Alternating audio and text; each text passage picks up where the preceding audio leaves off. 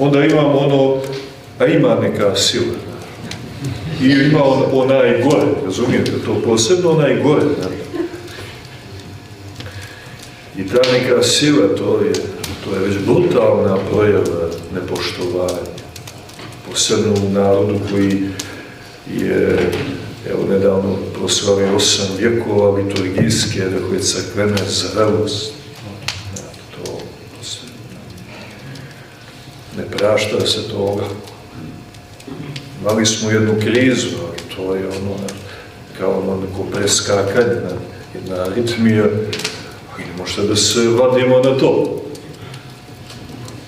Bila jedna kriza, jedno preskakanje i to je trajalo 3 sekunde, a ovo imaš 8 vjekova Hilandara.